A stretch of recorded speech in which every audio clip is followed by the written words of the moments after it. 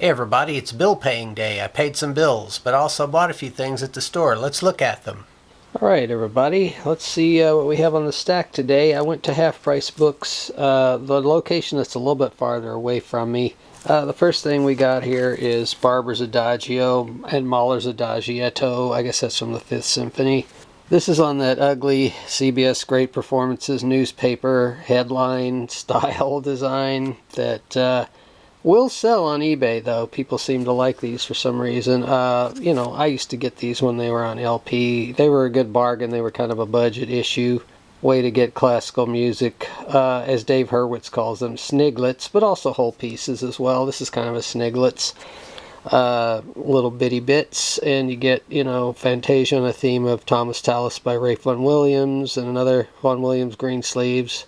Tchaikovsky's Andante Cantabile from String Quartet, and you get the idea. And then the Barber Adagio for strings, of course. That overplayed bit of dreariness that Platoon seems to have signal boosted onto the world. But anyway, I didn't buy this for me. I bought this to lot with another CBS Great Performances disc that I have of Bernstein. It seems like these sell individually, but they also sell better if I can lot them as a dual lot. So I'll probably put, I don't know, $6 for two. And that'll move another Bernstein that I've got sitting up there. And I have several of these for sale, but I'm starting to double them up to give people the one shipping cost. So that was $1. Also, I got an Alison Krauss and Union Station bluegrass, popular bluegrass, So Long, So Wrong. I already have an Alison Krauss CD for sale on eBay, but it's not moving. So I thought I'd lot this dollar one up with the other one, maybe put it up for $6 again, with a combined shipping cost of like $4, to move that other disc and then get this one out and make a profit on both. Alison Krauss will sell, but I usually have to lot them up in double lots to get them to move. So I got this jazz. It looks like Brazilian jazz, although the guy's name is John Stein. Watershed, and a bunch of Brazilian musicians over here for the most part. I don't know anything about this, but I read the little booklet inside, and it was recorded in Brazil, so I'm thinking that's going to be pretty good. It's like quartet stuff. Should be nice. That was $1. Never heard of it, but that's the kind of stuff I look for. Here we got a Hovhaness disc. This was $2, but this is a little bit rarer to come across. This is a Delos disc. It's Hovhaness' Symphony number 50 and number 22. He wrote about 20 million symphonies, as you know. And I don't really keep many of these because I don't want to get into the rabbit hole of Hovhaness. I have the Mysterious Mountain, a few of the other things he did that I like the Wales piece he did. You know, the ones that are popular. And I tend to just sell these. They move. That was worth getting for $2, I think, because it's not super common. Here we have Kingsley Amos's novel Lucky Jim.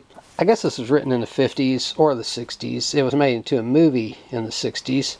This was on my list of books to acquire. I carry my book list around with me so I know which ones I'm looking for. I'm not confused about it. This is in pretty bad shape for half price. They usually won't put something out this beat up, but they threw $1 on it because they normally put $2 on these. So I guess them knowing the condition, they decided, well, we can get something for this, because this is not, it's not super rare, but it's also not super common either to come across. And this was on my book list to acquire, so I'm glad to get this. It's a solid copy.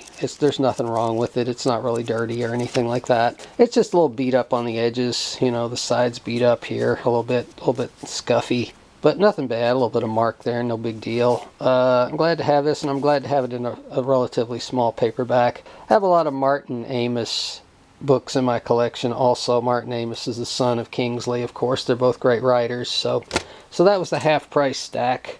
I also went over to a Mission store that I go to sometimes. They don't usually have a whole lot there, but they did have this, which is a nice local jazz CD by the Steve Cruz Trio. They've been around for a good while. Don't know if they're still doing anything these days, but you know, you have your standards by Duke Ellington and Bud Powell, and you have Pure Imagination, the famous Willy Wonka song by Leslie Bricusse and Anthony Newley, more Bud Powell, and some originals here by Steve Cruz. You know, your usual suspects, Harold Arlen and so on. So yeah, it's nice. It's called Venturing Forth. I don't know what the label is. I guess it's his own issue, Steve Cruise's own label. Local Louisville band or trio, jazz trio. I like to get these local things. They're usually pretty good. And then that was 50 cents, by the way. It was supposed to be $1, but it seems like anytime I go up there, they go with the old price of 50 cents. I don't know if they like the cut of my jib or what, but they do seem to be nice to me up there, which is very much appreciated. I got this DVD.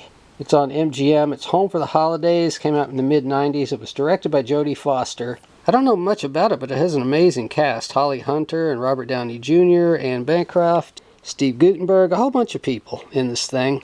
And from what I gleaned, just reading a little bit about it, it's a dysfunctional family gathers for the holidays, which I have to say, that's kind of a sub-genre that I really enjoy. I like movies where families with past issues get together and the issues kind of come out during the holiday or during a family reunion. I don't know if you ever saw the movie A Wedding by Robert Altman. That's one of the great versions of that kind of story. And there's so many others. And this one came out in the 90s. There were a lot of really good comedies in the 90s with that kind of motif, and they really did them well back then. The dysfunctional family getting together and having an outrageous time. So I like those.